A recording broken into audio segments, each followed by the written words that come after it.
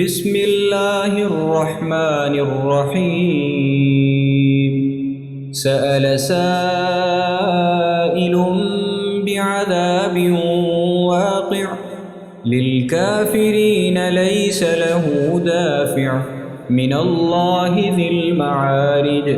تعرج الملائكة والروح إليه في يوم كان مقداره 50,000 سنة فاصبر صبرا جميلا إنهم يرونه بعيدا ونراه قريبا يوم تكون السماء كالمهل وتكون الجبال كالعهن ولا يسأل حميم حميما.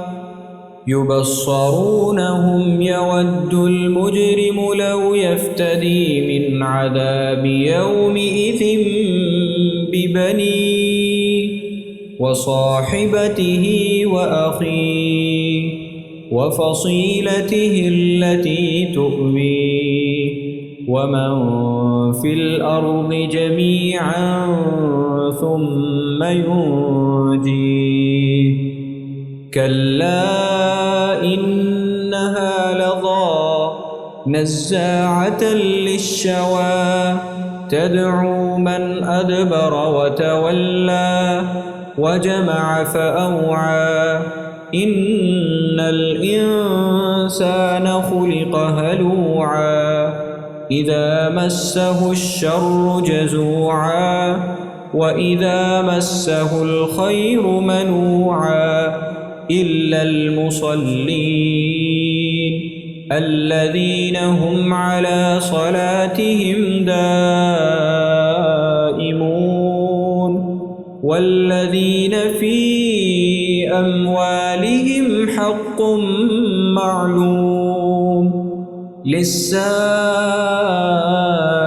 والمحروم والذين يصدقون بيوم الدين والذين هم من عذاب ربهم مشفقون. إن عذاب ربهم غير مأمون والذين هم لفروجهم حافظون إلا على أزواجهم أو ما ملكت أيمانهم فإنهم غير ملومين.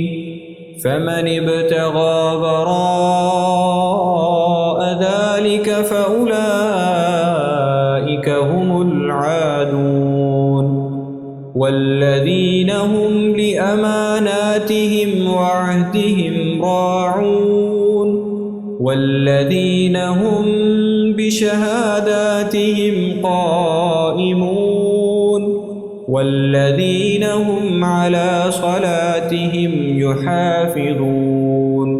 أولئك في جنات مكرمون. فما للذين كفروا قبلك مهطعين عن اليمين وعن الشمال عزين. أيطمع كل امرئ منهم أن يدخل جنة نعيم. كلا إنا خلقناهم مما يعلمون.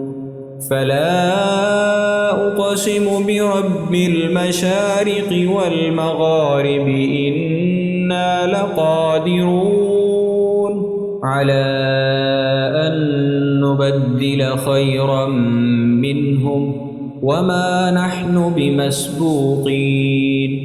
فذرهم يخوضوا ويلعبوا حتى يلاقوا يومهم الذي يوعدون.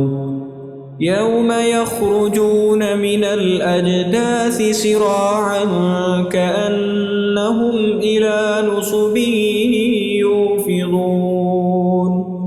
خاشعة أبصارهم ترهقهم ذلة ذلك اليوم الذي كانوا يوعدون